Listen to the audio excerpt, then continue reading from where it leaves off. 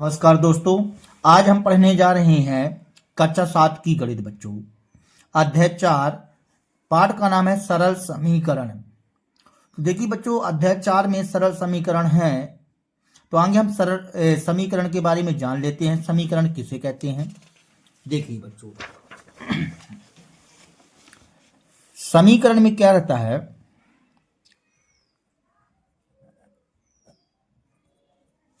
समीकरण चर एवं अचर के माध्यम से। किसके माध्यम से बनता है बच्चों? चर एवं अचर के माध्यम से। मतलब चर और अचर के माध्यम से बच्चों, चर और अचर के माध्यम से और बराबर की स्थिति को प्रकट करता है। यदि लिखा जाए तो ऐसा लिख सकते हैं, एक समीकरण एक चर पर ऐसा प्रतिबंध होता है जिसमें दोनों पक्षों में व्यंजकों का बराबर होना चाहिए बच्चों। व्यंजकों को क्या होना चाहिए? दोनों पक्ष में बराबर होना चाहिए, मतलब मान बराबर होते हैं बच्चों। जैसे मान लीजिए हम यहाँ पास कोई समीकरण के बारे में बताएं आपको। जैसे यहां लिखा हुआ 4x प्लस 2 बराबर 18 कर दिया बच्चों, ठीक है ना। 4x प्लस 2 बराबर 18, चर का होना भी अति आवश्यक है। देखिए यहां पास एक चर है, तो यहां पास आपको एक चर नजर आता होगा बच्चों।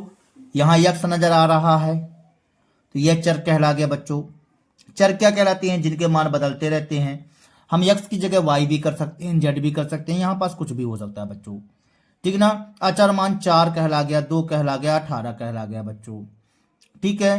तो यहां पास यदि मान लीजिए इसको हम बोल लेना चाहें, इसको हम बोल सकते हैं बायां पक्ष, बायां पक्ष, और इसको हम बच्चों दायां पक्ष बोल देते हैं, दायां पक्ष। एक बात ध्यान रखना बच्चों, समीकरण में बराबर का होना अति आवश्यक होता है। यदि समीकरण में बराबर नहीं है तो वह समीकरण नहीं माना जाएगा। समीकरण में बराबर का होना अति आवश्यक होता है बच्चों, ठीक है। तो ये बराबर है, चाहे वो यहां 0 के बराबर क्यों ना हो बच्चों। बाएं पक्ष को हम बोलते हैं left hand side, left hand side, और दाएं पक्ष को बोलते हैं राइट हैंड साइड बच्चों, राइट हैंड साइड। बाएं पक्ष को क्या बोलते हैं? लेफ्ट हैंड साइड, दाएं पक्ष को राइट हैंड साइड बच्चों। अब देखेंगे आगे थोड़ा आप।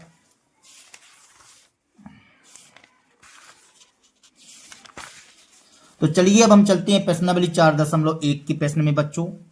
तो देखेंगे प्रश्नावली 4.1। देखिए बच्चों, पहला प्रश्न कहता है निम्नलिखित सारणी के अंतिम स्तंभ को पूरा कीजिए।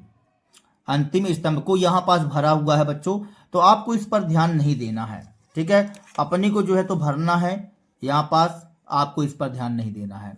पहला नंबर में लिखा हुआ है, देखिए क्रम संख्या, समीकरण, चर का मान, बताइए कि समीकरण को संतुष्ट होती है या नहीं। यदि मान लीजिए हम इसको हल करें बच्चों, तो क्या इतना आता है कि नहीं आता है? यदि आता है तो बता दो हाँ, यदि नहीं आता तो बता दो नहीं, ठीक है बच्चों। तो चलो देखो हम हल करते हैं। यहां पास बच्चों देखिए प्रश्नावली 4.1 यहां डाल लेते हैं बच्चों। प्रश्नावली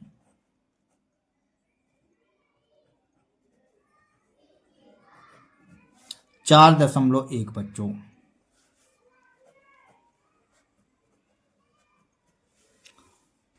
तो पहला नंबर प्रश्न क्या कहता है बच्चों? x प्लस 3 बराबर 0, ठीक है। पहले का पहला नंबर, पहले का पहला नंबर बच्चों x प्लस 3 बराबर 0 बोल रहा है बच्चों। देखिए प्लस 3 इस साइड है तो उस साइड जाएगा तो -3 हो जाएगा बच्चों। बात समझ में आया? यदि प्लस 3 इस साइड है, अब बराबर के उस साइड ले जाओगे तो -3 होता। यदि यही -3 होता तो बराबर के उस साइड जाता तो बच्चों प्लस में हो जाता, गुणे में होता तो बटे में चला जाता, बटे में होता तो गुणे में चला जाता बच्चों। बात समझ में आया? देखिए x प्लस 3 उस साइड जाएगा तो -3 हो जाएगा, और 0 में जुड़ेगा या घटेगा तो -3 ही आएगा बच्चों। तो ये बताइए, इसमें हमको बोल रहा था कि यहाँ सारणी में भरिए, यहाँ -3 आ रहा है बच्चों, और यहाँ पास देखिए 3 लिखा हुआ है, तो क्या सही आंसर है? इसलिए यहाँ पास भर दीजिए बच्चों नहीं। क्या भर देंगे आप? नहीं, ठीक है, नहीं लिख दीजिएगा बच्चों। यहाँ पास उसके अनुसार नहीं, सारणी बना लीजिएगा और इस प्रकार से लिख दीजिएगा। देखिए दूसरे नंबर में भी x प्लस 3 बराबर 0, तो x बराबर 0 इसमें भी लिख दीजिए बच्चों नहीं। क्या लिख दीजिए? नहीं। ठीक है बच्चों, नहीं लिख दीजिए। x प्लस 3 बराबर 0, तो x बराबर -3 इसमें लिख दीजिए बच्चों। हाँ, यही तो आंसर आया है, -3 तो आया है। अब आई भी नंबर देखो बच्चों, आई भी नंबर में लिखा हुआ है x माइनस 7 बराबर 1, x माइनस 7 बराबर 1 लिखा हुआ है। तो हम यहाँ क्या करेंगे, x बराबर 1 माइनस 7 इस साइड गया तो प्लस 7 हो जाएगा बच्चों। तो x बराबर 7 1 8 आ जाएगा, 7 1 8 आ जाएगा बच्चों। तो देखो 8 आया है क्या? नहीं आया है बच्चों इसमें 8, तो यहाँ लिख दीजिए नहीं। देखिए वही सेम क्वेश्चन भी नंबर में दे दिया, लेकिन इसमें 8 आ चुका है, तो इसलिए हम लिख देंगे हाँ। क्या लिख देंगे बच्चों? हाँ। बात समझ में आया? यहाँ भी आई नंबर में 5x बराबर 25 लिखा हुआ है बच्चों। कौन सा नंबर है? 5x भी आई नंबर। भी आई नंबर कहता है 5x बराबर 25। तो x बराबर देखो बच्चों गुणे में है तो कहे में जाएगा बटे में, यहाँ गुणा का चिन्ह छुपा रहता है, तो 25 बटे 5 कर दीजिए। तो x बराबर 5 25, इसको काटेंगे बच्चों तो कितना आ जाएगा? 5 आ जाएगा। x बराबर 5 आ गया। देखिए जरा ध्यान से, ये 5x बराबर 25 तो 0 आंसर बता रहा है बच्चों, तो यहाँ लिख देंगे नहीं। क्या लिख देंगे? नहीं। फिर 5x बराबर 25 लिखा हुआ है बच्चों, बराबर में x बराबर 5, तो ये तो सही है, ये 5 है तो आया था बच्चों, तो हम लिख दिए हाँ। अब देखिए 5x बराबर 25 वही प्रश्न है, देखिए -5 बोल रहा है, तो क्या लिख देंगे? नहीं। ठीक है बच्चों, आई एक्स नंबर में चेंजेस हो गया क्वेश्चन। m बटे 3 बराबर 2, कौन सा नंबर है? आई एक्स नंबर। m बटे 3 बराबर 2, तो ये 2 लिख दिए बच्चों। तो m बराबर 2 गुणे क्या हो जाएगा? 3, तो m बराबर आ जाएगा 2 ताई 6, 6 आ गया बच्चों। यहाँ देखिए -6 बताया हुआ, तो हम यहाँ भर देंगे नहीं। क्या भर देंगे बच्चों? नहीं। यहाँ 0 बताया वही क्वेश्चन है नहीं, ये वाला सही बोल रहा है, तो यहाँ हम भर देंगे बच्चों 6 सही। हाँ, क्या भर देंगे? हाँ, इस तरह से बच्चों। ठीक है बच्चों, तो इस तरह से आपका ये पहला नंबर सारणी था बच्चों। अब दूसरा नंबर प्रश्न देखेंगे आप लोग। दूसरा नंबर प्रश्न क्या कहता है, देखो बच्चों दूसरा नंबर प्रश्न कहता है कि जांच कीजिए कि कोष्टकों में दिए हुए मान दिए गए संगत समीकरणों के हल हैं या नहीं। पहला नंबर में कहता है l प्लस 5 बराबर 19, कहता है जांच कीजिए कोष्टकों में दिए हुए मान संगत समीकरणों के हल हैं कि नहीं। इसको हल करते हैं तो क्या एक आता है? हल करके देखते हैं बच्चों। दूसरे का ए नंबर n प्लस 5 बराबर 19, दूसरे का ए नंबर आपको दिखाई नहीं दे पा रहा बच्चों, 1 मिनट। हाँ ठीक है, क्या कहता है बच्चों? फिर से देख लेते हैं। n प्लस 5 बराबर 19, ए नंबर में बोलता है n प्लस 5 बराबर 19, ये लिख दिए 19, लिख दिए बच्चों 19। ठीक है, अब ये बताओ n 19 तो 19, 5 इस साइड जाएगा तो -5 हो जाएगा बच्चों।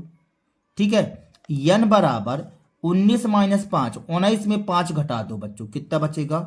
14 बचेगा ना बच्चों। कितना बचेगा? 14 आंसर आ रहा हमारा। अब ये कह रहा है कि n बराबर 1 जो है क्या संगत समीकरण का हल है?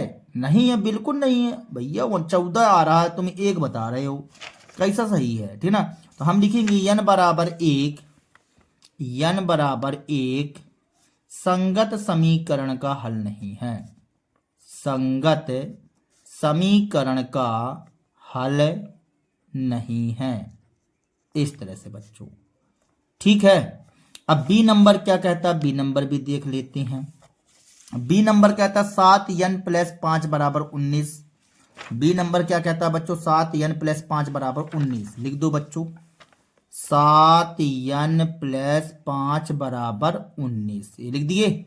7n तो 7n, 19 तो 19, 5 इस साइड जाएगा तो -5 हो जाएगा बच्चों, प्लस 5 था तो -5 हो जाएगा।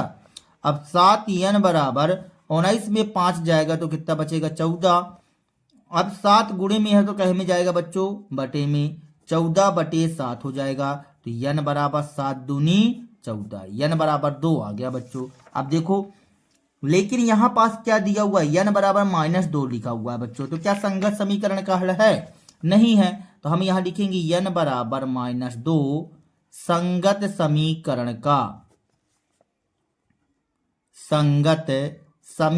का हल नहीं है, हल नहीं है। इस तरह से बच्चों बात समझ में आई आप लोगों की। अब सी नंबर देख लेते हैं। सी नंबर क्या कहता है?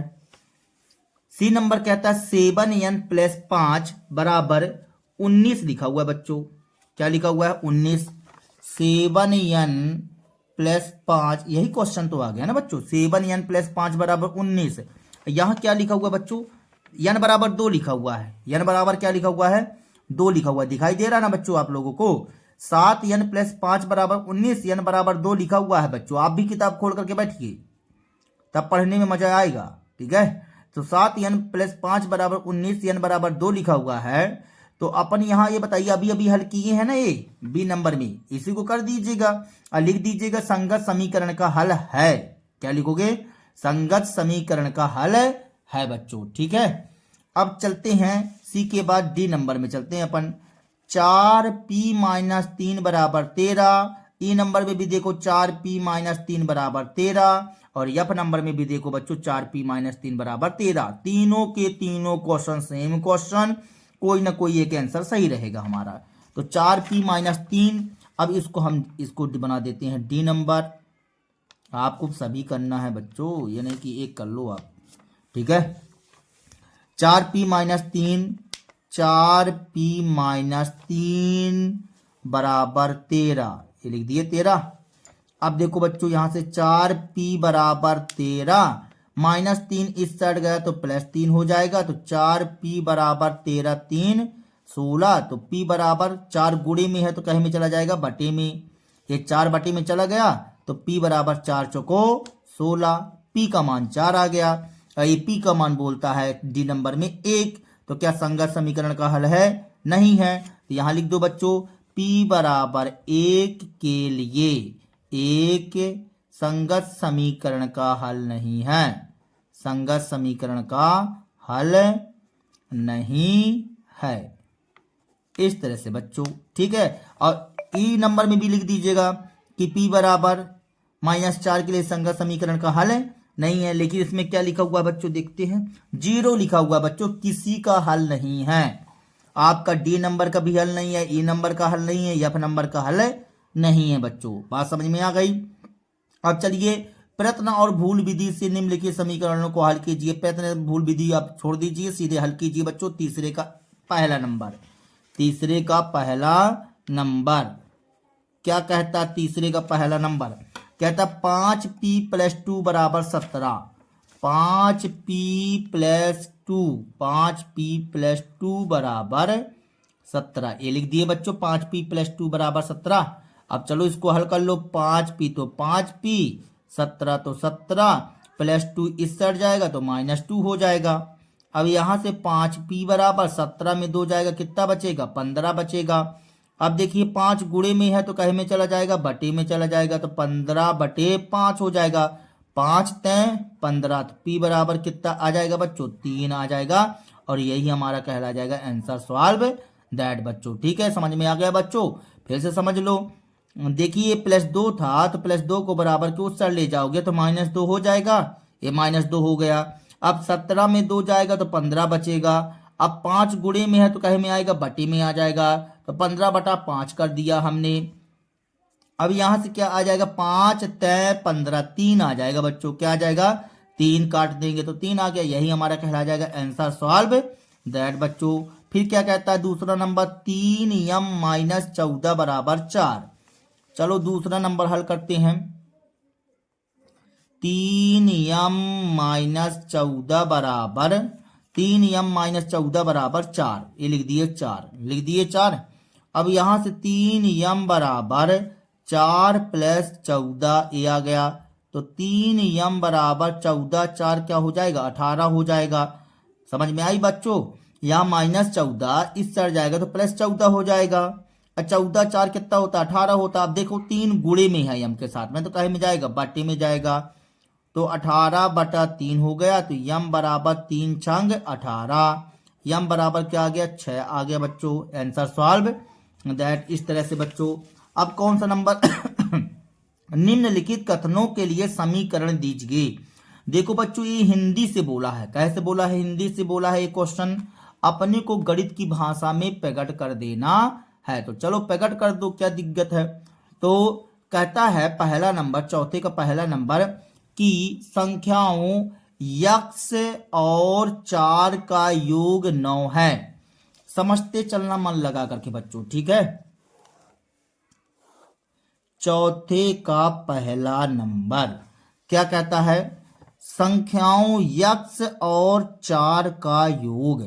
तो यक्स और 4 का योग, देखो बच्चों यक्स और 4 का योग, योग कर दिया ना बच्चों, यक्स लिखा और 4 लिखा, योग कर दिया, योग मतलब प्लस, प्लस कर दिया। यक्स और 4 का योग 9 है, तो 9 है मतलब बराबर में है, ये देखो बराबर में, ये बन गया गणितीय समीकरण बन बच्चों।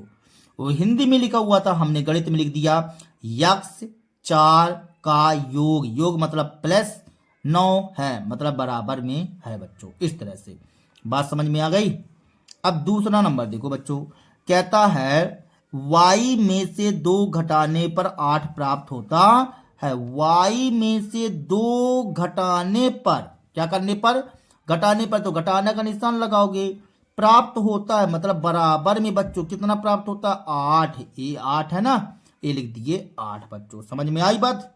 इस तरह से बच्चों तीसरा नंबर देखो, तीसरा नंबर कहता है a का 10 गुना, a का 10 गुना का मतलब गुणा, a का 10 गुना 70 है, 70 है मतलब बराबर में 70 है बच्चों। इस तरह से बात समझ में आई। अब 10 को आगे कर दिया करो बच्चों, 10 ए कर दिया हमने बराबर में 70, इस स्टाइल से लिखो। बात समझ में आया, गुणा का चिन्ह छुपा जाता है तो हमने छुपा दिया, तो 10 ए बन जाएगा बराबर में 70 बच्चों। आई भी नंबर क्या कहता है, आई भी नंबर कहता है संख्या b को 5 से भाग देने पर, संख्या b को भाग मतलब भाग का निशान, 5 से भाग देने पर, 5 से भाग दे दिए बच्चों, b को 5 से भाग देने पर कितना प्राप्त होता है 6 प्राप्त होता है, ये लिख दिए 6 बच्चों, लिख दिया इतना हमने। अब ये बताओ, इसको हम इस स्टाइल से लिख सकते हैं, भाग का मतलब बटे 5 बराबर 6, इस स्टाइल से बच्चों बन जाएगा। अब आई भी के बाद भी नंबर कहता है टी का 3/4 15 है। भी नंबर में कहता है टी का मतलब होता है गुणा, का मतलब क्या होता है गुणा, टी का 3/4, ये 3/4 कर दिया बच्चों, टी का 3/4 15 है, 15 है मतलब बराबर में 15 है, ये कर दिए 15। अब इसको लिखो बच्चों, तो 3 टी बन जाएगा बटे में 4 हो जाएगा बराबर में 15 बच्चों, इस स्टाइल से। अब देखो आगे भी के बाद भी आई नंबर आएगा, तो भी आई नंबर क्या कहता है, कहाँ है, कहता है यम का 7 गुना और ये कितना लिखा हुआ है बच्चों, 7 का योगफल आपको 77 देता है। देखो कहता है यम का 7 गुना, गुना का मतलब गुणा, और योगफल कितना 7, योगफल 7 आपको कितना देता है मतलब बराबर, बराबर कितना देता है 77, तो ये लिख दिए 77 बच्चों, ये लिख दिए।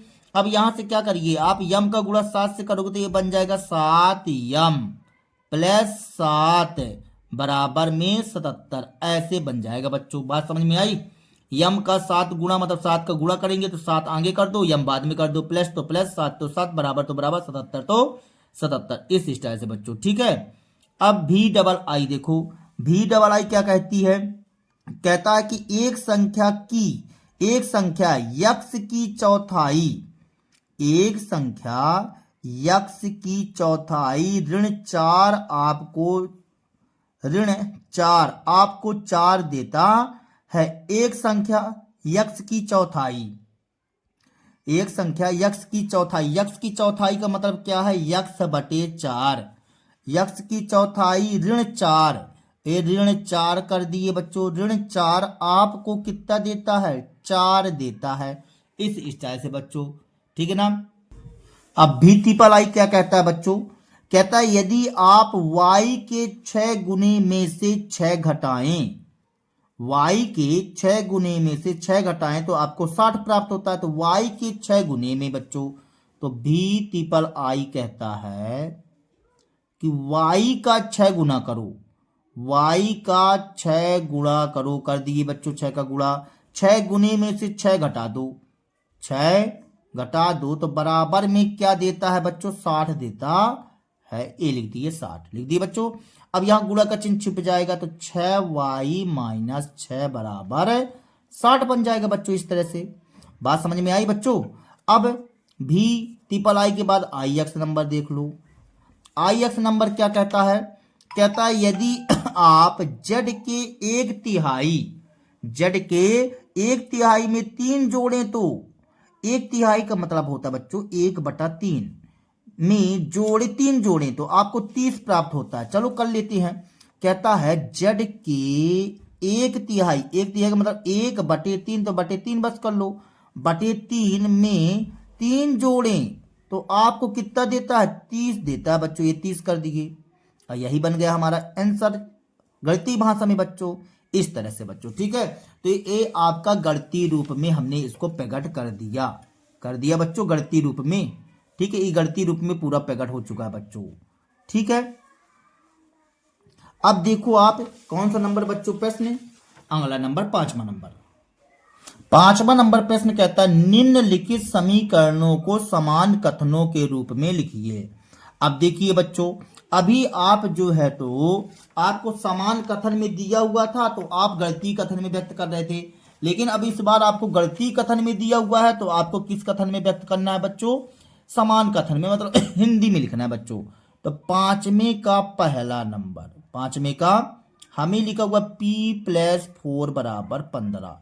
इसको हम समान कथन में कैसे लिखेंगे, p में 4 जोड़ने पर, p में 4 जोड़ने पर 15 प्राप्त होता है, 15 प्राप्त होता है। ऐसा बच्चों बात समझ में आई, ठीक है। दूसरा नंबर देखो बच्चों क्या लिखा हुआ है, m-7 = 3 लिखा हुआ बच्चों। तो हम यहां कहेंगे m में 7 घटाने पर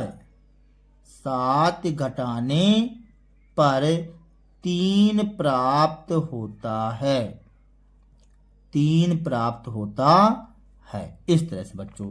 तीसरा नंबर देखो, कहता 2m बराबर 7, 2m बराबर 7, तो हम बोलेंगे m का 2 गुना 7 देता है, 7 देता है। इस स्टाइल से बच्चों। चौथा पॉइंट m/5 बराबर 3, इस तरह से बच्चों।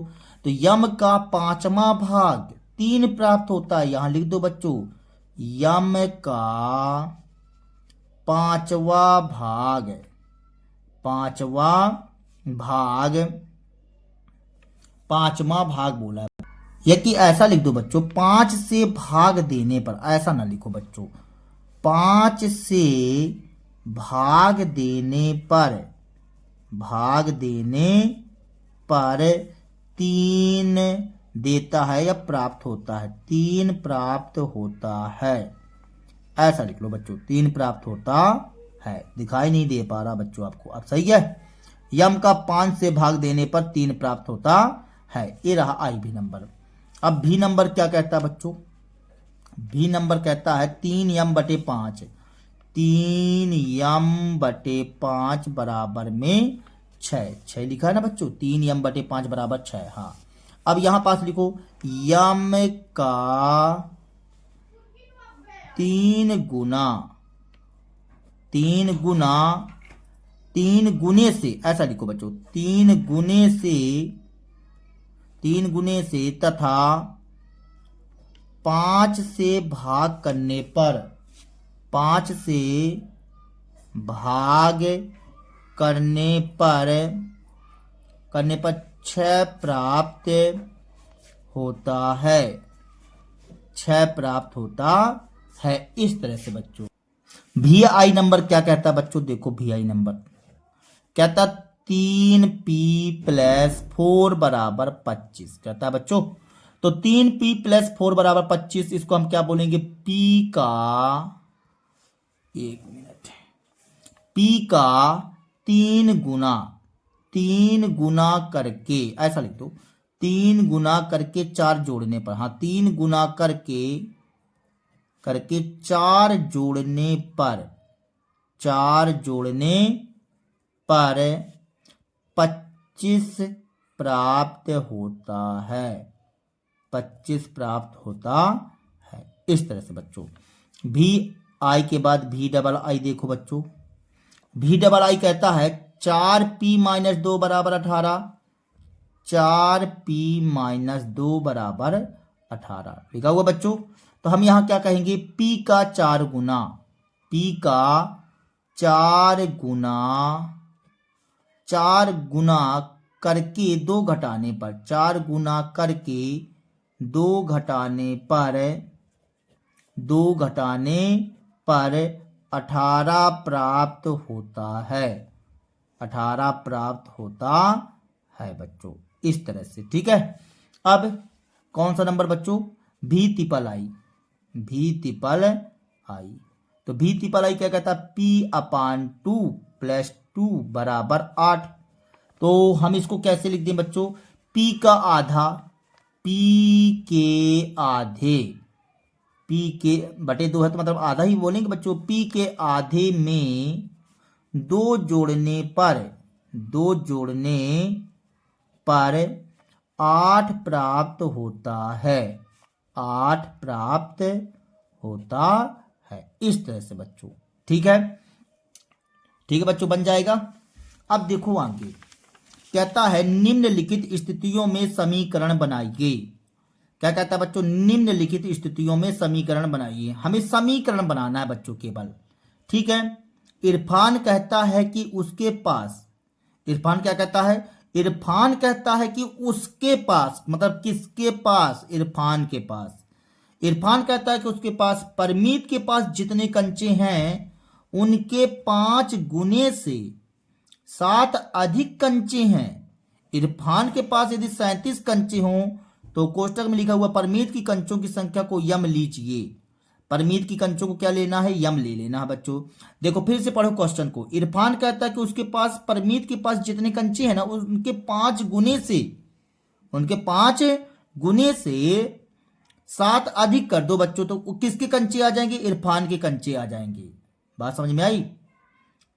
कहता है, इरफान कहता है कि उसके पास मतलब इरफान के पास उतने कंचे जितना परमीत के पास कंचे हैं ना उसके 5 गुने से 7 अधिक कंचे हैं बच्चों। तो चलो हम मान लेते हैं, कोष्टक में भी लिखा भी हुआ कि मानो कि परमीत की कंचों की संख्या यम है। तो यहां हम मानेंगे बच्चों छठवां नंबर प्रश्न, छठवां नंबर प्रश्न हम यहां पास लिखते हैं बच्चों, माना कि परमीत के पास कंचों की संख्या बराबर कितना मानना है बच्चों, यम मान लेते हैं, ठीक है। अब ये बताओ परमीत के कंचे तो ठीक है यम हो गए। अब तुमने यहां क्या लिखा है, तुमने लिखा है कि परमीत, इरफान कहता है कि उसके पास परमीत के पास जितने कंचे हैं ना उनके 5 गुने से 7 अधिक कंचे हैं। तो देखो परमीत के बाद इरफान के पास कंचे, इरफान इसको हम बोल देंगे प्रश्नानुसार। प्रश्नानुसार का मतलब क्या होता है बच्चों, प्रश्न के अनुसार, ठीक है। इरफान के पास कंचे, इरफान के पास कंचे, इरफान के पास कंचे, वैसे और आगे पढ़ो थोड़ा सा। इरफान के पास कंचे कितने हैं, 37 कंचे। तो हमने ये लिख दिया 37 कंचे लिख दिया बच्चों। अब दूसरी भाषा में बात करो थोड़ा सा यहां से। कहता है, इरफान कहता है कि उसके पास कितने कंचे हैं, कि परमीत के पास जितने कंचे हैं। इरफान के पास कंचे इस स्टाइल से भी बताया गया है, इरफान के पास कंचे, कितना बताया गया? क्या कहता है बच्चों, फिर से पढ़ दो थोड़ा सा। परमीत के पास जितने कंचे हैं, तो परमीत के पास कितने कंचे हैं बच्चों? परमीत, मरमीत लिख दिए बच्चों, परमीत पापतंग, ठीक ना। परमीत के पास जितने कंचे, तो परमीत के पास कितने कंचे हैं? यम, यम लिख दिए।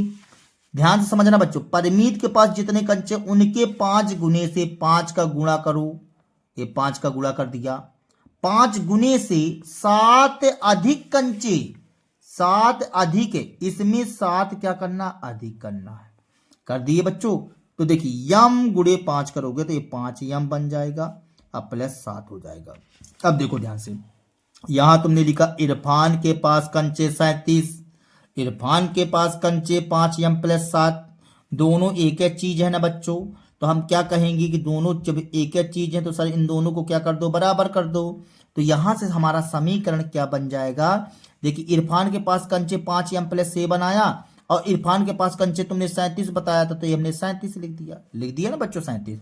अब 5 यम प्लस 7, इसको हम समी आगे इसको लिख दिया करो, 5 यम प्लस 7 लिख दो और इसको बता दो 37। तो हमें यही समीकरण प्राप्त होगा बच्चों, हमें यही समीकरण प्राप्त होगा, समीकरण प्राप्त होगा बच्चों। बात समझ में आ गई बच्चों? इस तरह से, और यही हमारा कहला जाएगा आंसर सॉल्व दैट, क्योंकि हमें समीकरण बनाने के लिए बोला है बच्चों, ठीक है। छठवां के बाद हम चलते हैं 7वां नंबर क्वेश्चन में। कहता लक्ष्मी के पिता की आयु 49 वर्ष, लक्ष्मी के पिता की आयु कितनी है? 49 वर्ष। उनकी आयु, उनकी आयु का मतलब लक्ष्मी की आयु बच्चों, लक्ष्मी की आयु, लड़की की आयु, 1 मिनट बच्चों गलत हो गया। लक्ष्मी के पिता की आयु 49 वर्ष, पिताजी की आयु कितनी है बच्चों? 49 वर्ष, पिताजी की आयु। उनकी आयु का मतलब पिताजी की आयु बच्चों, पिताजी की आयु, ठीक है ना। पिताजी की आयु लड़की की आयु के 3 गुने से 4 वर्ष अधिक है।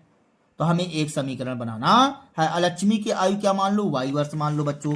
तो हम यहां लिखते हैं माना कि लक्ष्मी की आयु, माना कि लक्ष्मी की आयु, लक्ष्मी की आयु बराबर y वर्ष मान लिए बच्चों। लक्ष्मी की आयु हमने क्या मान लिया? y वर्ष मान लिया। अब यहां चलते हैं प्रश्नानुसार, मतलब प्रश्न के अनुसार बच्चों, ठीक है। प्रश्नानुसार क्या कहता? लक्ष्मी के पिता की आयु, लक्ष्मी के पिता की आयु, लक्ष्मी के पिता की आयु कितना बोला है बच्चों? देख लो थोड़ा, 49 वर्ष, ये लिख दिए 49 वर्ष लिख दिए। अब दूसरी भाषा में भी बता दो, लक्ष्मी के पिता की आयु, लक्ष्मी के पिता की आयु दूसरे शब्दों में कैसा कहता है बच्चों? ये कहता है उनकी आयु, मतलब लक्ष्मी के पिता की आयु लड़की की आयु के 3 गुने से 4 वर्ष अधिक है। लक्ष्मी की आयु के मतलब लड़की की आयु के, तो मतलब लक्ष्मी की आयु के 3 गुने से 3 का गुणा कर दो और 4 वर्ष अधिक, अधिक का मतलब प्लस कर दो बच्चों। इस तरह से बना। अब ये बताइए लक्ष्मी की पिता की आयु, तुमको आयु पता है कितनी आयु बताए थे? 49 वर्ष। तो यहां हमने लिख दिया 49 बराबर, तो बराबर y का गुणा 3 से होगा बच्चों, तो 3y प्लस 4, ठीक है बच्चों। ये बन गया हमारा समीकरण। तो इसको आगे लिख दो थोड़ा सा, तो 3y प्लस 4 बराबर 49, और यही हमारा समीकरण है। यही इसी को हम दे देंगे आंसर सॉल्व दैट। हमें समीकरण बनाना था बच्चों, यहां लिख दो यही समीकरण है, यही समीकरण है, इस तरह से बच्चों, ठीक है। अब कौन सा नंबर बच्चों? 8वां नंबर प्रश्न। तो 8वां नंबर प्रश्न क्या कहता है? अध्यापिका बताती है कि उनकी कक्षा में एक विद्यार्थी द्वारा प्राप्त किए गए अधिकतम अंक प्राप्त किए गए न्यूनतम अंक का दुगना करो, फिर धन 7 करो, धन 7 का मतलब प्लस 7 करो। प्राप्त किए गए अधिकतम अंक कितने हैं? 87 है। तो न्यूनतम प्राप्त किए गए अंकों को यल लीजिए। फिर से पढ़ो बच्चों, देखिए न्यूनतम अंक यल लेना है और अधिकतम अंक कितना है 87 भी दिया गया, और अधिकतम अंक दूसरी भाषा में भी बताया है। तो चलो हम लिखते हैं, मान लेते हैं यहाँ पास कि अधिकतम अंक माना, नहीं अधिकतम अंक नहीं मानना, न्यूनतम अंक मानना है, न्यूनतम अंक या लीजिए, ठीक है ना बच्चों। माना कि न्यूनतम अंक बराबर यल, ये ले लिए बच्चों। तो अधिकतम अंक कितना दिया हुआ है, अधिकतम अंक हमें दिया गया बच्चों 87, तो हम लिख देते हैं 87, ये लिख दिए। अब दूसरी भाषा में बात करो बच्चों, अधिकतम अंक कितना है, अधिकतम अंक बोल रहा था बच्चों कि प्राप्त किए गए अधिकतम अंक 87, यहां से पढ़ो, कहता है कि कक्षा में एक विद्यार्थी द्वारा प्राप्त किए गए अधिकतम अंक प्राप्त किए गए न्यूनतम अंक का दुगुना धन 7। न्यूनतम अंक यल था, उसका दुगुना धन कितना बच्चों 7, धन का मतलब प्लस। अब इसका गुणा करेंगे तो 2l बन जाएगा, ये प्लस 7 आ जाएगा। अधिकतम अंक तुमने कितना बताया, 87 बताया बच्चों, बताया ना। अब एक काम करो, इसको आगे लिख दो, इसको बाद में लिख दो, तो 2l प्लस 7 बराबर 87, ये बन गया हमारा क्या, समीकरण। Answer solve that. समझ में आई बात, यहां लिख दो यही समीकरण है, यही समीकरण है, इस तरह से बच्चों, ठीक है। अब 8वां के बाद हम कहां चलते हैं, 9वें नंबर प्रश्न में। 9वां नंबर प्रश्न, 9वां नंबर क्या कहता है, अरे बच्चों हमने 9वां 8वां पहुंचा दिया, ये 6वें का पहला दूसरा तीसरा शुरू हुआ, 6वें का तीसरा स्टार्ट हुआ बच्चों, तीसरा ही है ना बच्चों कि चौथा है यार, चौथा है, ठीक है। देखो 6वां का ये पहला था, 6वें का पहला बच्चों, ये वाला कौन सा नंबर था, दूसरा नंबर था, ठीक है। और ये कौन सा नंबर था बच्चों, तीसरा नंबर, ठीक है। और ये चौथा नंबर बच्चों, चौथा नंबर कहता है कि एक समद्विबाहु त्रिभुज में शीर्ष कोण प्रत्येक आधार कोण का दुगुना है। देखो जब समद्विबाहु त्रिभुज में शीर्ष कोण जो है आधार कोण का दुगुना है, तो मान लीजिए कि प्रत्येक आधार कोण 20 डिग्री है, तो याद रखिए कि त्रिभुज के तीनों अंतः कोणों का योग 180 डिग्री होता है। हमें ये पता भी है बच्चों कि त्रिभुज के तीनों अंतः कोणों का योग कितना होता है, 180 अंश होता है। अब जैसे मान लीजिए कि आपको एक समद्विबाहु त्रिभुज दे देते हैं, क्या दे देते हैं, समद्विबाहु त्रिभुज। तुमने बोला आधार कोण, तो आधार कोण तुमने बी बोला है यहाँ पर, तो हमने बी। तो समद्विबाहु त्रिभुज में जब दो भुजाएं बराबर रहेंगे तो उनके सम्मुख कोण क्या होते हैं, बराबर होते हैं बच्चों। जब ये दोनों भुजाएं बराबर रहेंगे तो ये दोनों कोण भी आपस में क्या रहेंगे, बराबर रहेंगे। बात समझ में आई, ये दोनों कोण क्या रहेंगे, बराबर रहेंगे बच्चों, ठीक है। अब तुम यहाँ क्या कहते हो, कहता है कि एक समद्विबाहु त्रिभुज के शीर्ष कोण प्रत्येक आधार कोण का दुगुना है। अब इसका जो है इस शीर्ष कोण क्या, दुगुना है, मतलब क्या बनेगा, दुगुना का मतलब 2b, क्या बनेगा बच्चों, 2b। तो कहता है कि समीकरण बनाइए, तो याद रखिए त्रिभुज के तीनों अंतः कोणों का योग 180 डिग्री है। तो यहां पास थोड़ा सा लिखते हैं, माना कि आधार कोण प्रत्येक आधार कोण, ऐसा लिखना चाहिए था, प्रत्येक आधार कोण की माप बराबर 20 डिग्री, ऐसा लिख दिया बच्चों, 20 डिग्री, ठीक है। तो शीर्ष कोण क्या हो जाएगा बच्चों, हमारे पास शीर्ष कोण हो जाएगा दुगुना, मतलब 2b हो जाएगा। इस तरह से बच्चों ये कर दिए। अब बी नाउ दैट, हम जानते हैं कि त्रिभुज के तीनों अंतः कोणों का योग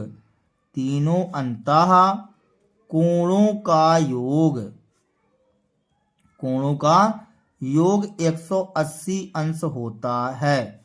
जब 180 अंश होता है बच्चों तो जोड़ दो तीनों को, ठीक है। यदि मान लीजिए हमने इसका नाम दे दिया ए, इसका नाम दे दिया बी, इसका नाम दे दिया सी, कोण ए प्लस कोण बी प्लस कोण सी बराबर 180 अंश बच्चों।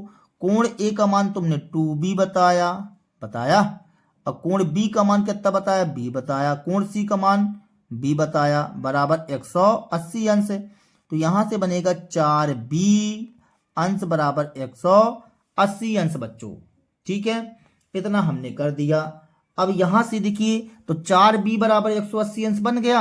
अब यहां से ये बताइए कि क्या हमें समीकरण की प्राप्ति करना था, तो ये हमारा बन गया समीकरण। तो यहां लिख दो बच्चों, यही समीकरण है, यही समीकरण है। इस तरह से बच्चों आंसर सॉल्व दैट। तो आपकी प्रश्नावली समाप्त हो जाती है बच्चों इस तरह से। यदि हमारा वीडियो पसंद आया हो बच्चों तो कृपया हमारे चैनल को सब्सक्राइब कीजिए, लाइक कीजिए एवं शेयर कीजिए बच्चों। मिलते हैं अगले वीडियो के साथ में, तब तक के लिए बच्चों जय हिंद, वंदे मातरम बच्चों।